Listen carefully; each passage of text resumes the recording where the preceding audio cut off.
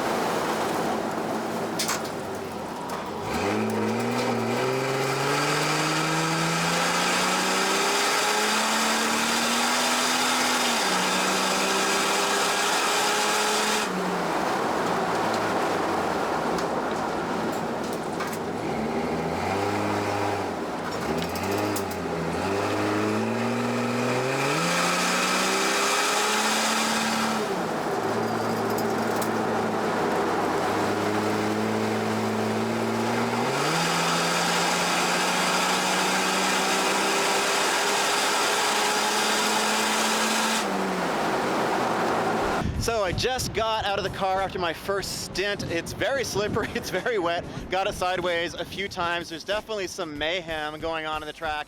People spinning out, going sideways into the mud, but it was actually fairly controlled. It wasn't too bad. The Jeep handles incredibly well, actually. I was very surprised. Quite easy to control when it goes sideways.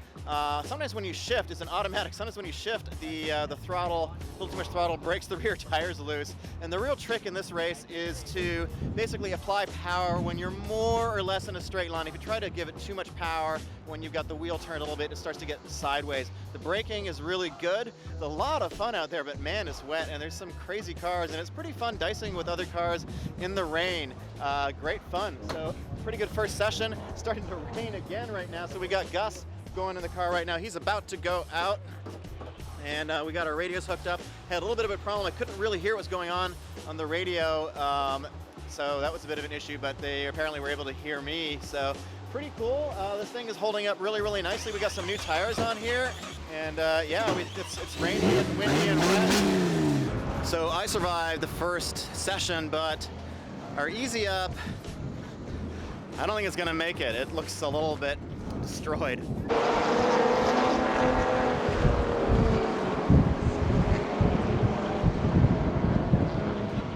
All right, so I'm standing on the bridge right now, going up to the top of the hill. There was just a lot of yellows under here, and a yellow flag is basically the same as like racing under caution. I think that's what they call it in Europe.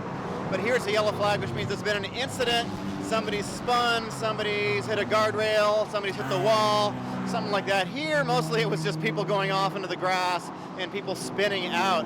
There's quite a bit of that on my session. Just started to rain again. That's looking up the hill. Let's see if there's some cars coming up. And they tend to bunch up with yellows because all the cars bunch up behind the car that is closest to the yellow flag. And you got to stay on yellow. You got to stay at about 70% of race pace when you're under yellow and you're not supposed to pass, even though I saw some naughty people that were definitely passing.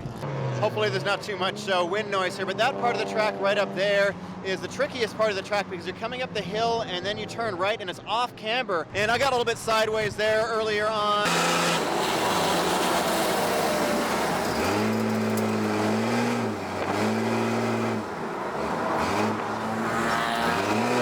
I saw some other people get sideways too. The trick is to not apply power too early when you're coming out of a corner like that. I thought I'd get on the power a little bit early.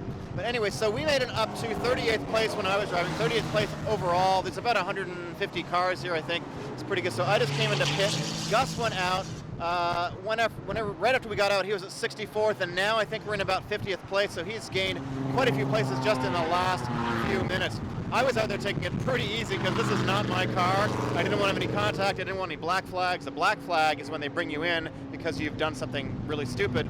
So none of that, didn't want any of that. I just wanted to keep the car out and keep it running, and that was my goal. And so far, we're doing pretty good. So far, no incidents. And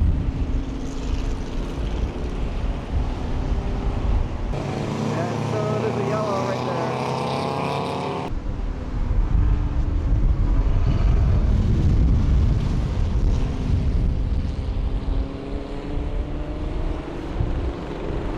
How was your first session at Lemons in the rain? I've survived, In a Jeep. which was very good. No contact. No contact? No contact. I survived. People are stupid fast. I am marginally adequate at this. Yeah, you're I putting think on it's some decent dicey. laps. That thing just kind of like do all around. It likes to move around a little bit. Just a bit. But, you know, I was not on it because it's not my Jeep, so I was like going very easy. Turn 2 at the top of the hill is ice. I think he added the spoiler. Honestly, The spoiler- it actually works. It probably that helps a little downhill bit. sweeper Yeah. is like the most confident on the entire course. I was Pretty decent passing. grip there, I was yeah. passing Miatas downhill in a sweeper. So Drew was just out and at the top of the hill. Apparently there was some kind of incident, so the other half of the team are at the pit area right now. We're just waiting for them to tow the car back here and see what's going on. Drew was driving. I hope nothing bad happened. We're gonna find out. All right, so they are getting towed. He got towed back in. I don't see any damage yet. So what happened? It just died. Sounds like the battery's dying. Alternator. Alternator? So we're having trouble keeping it running. We think the battery terminal might be loose. I'm not quite sure what's going on yet. We're gonna figure it out. Yeah, it just, like, when I stopped, it just died on me. So we're gonna see if we can get it running again. There's definitely some issue. We're gonna clean up the battery. Maybe that's part of the issue. The first time it was idling weird, but I don't think that's. It could be an idle air control valve. So the car was sputtering. Oh yeah, the car was sputtering. Wasn't hitting 100%, but then it did, but then it didn't, but then it did, and I was like, You think the lead is bad, maybe? No, The terminal's all fucked up right Oh, there. it doesn't get tight. it just broke. It just too. twisted it apart. Oh, shit. We thought we had it going, and we were just idling it. We were checking out the radio because we had some radio issues too, which is a bit of a problem. And all of a sudden, it just died. So I think what we're going to do next is check the idle air control valve, then maybe fuel pump. We're not quite sure yet, but there's definitely something that is just cutting the ignition circuit, just cutting the power just like that. It just was like somebody turned off the key. So I just went to O'Reilly to get an idle air control valve. I drove about 9 miles into Sonoma. They were out on track again, and it died yet again. So now we think it's the crank position sensor. That is the consensus. So they've got one back at O'Reilly in Sonoma. So I'm going to go back to Sonoma and come back and get the crank position sensor. Apparently the crank position sensor is on the back of the engine, so that's going to be hella fun to fix. So our Lemons Day is, well, we're losing positions right now. Let's just put it that way. So I went to O'Reilly not once, not twice, but 3 times. Because the second time they didn't give me the correct crank position sensor, so I had to go back again to a different O'Reilly, but it does seem to be working now. And if you don't know what a crank position sensor is, it is a little magnetic thing that sits on the flywheel. It tells the ignition system when to fire the spark, so it knows exactly what cylinders and what position so it'll fire properly. That's why it wouldn't run before, but now it's running. Yay! So Ryan's gonna go out and enjoy the last little bit here, and hopefully he's not going to get too much rain. It looks pretty nice right now. I'm back once again without a bit of racing commentary. However, we do have some success now because they replaced the computer, the ECU. We swapped it out from, there it is, that Jeep over there, put it in this one, and that made all the difference. So apparently there was an issue with the computer failing, and that was causing, we think, all of the issues. So it's now about 7 minutes before the end of the race.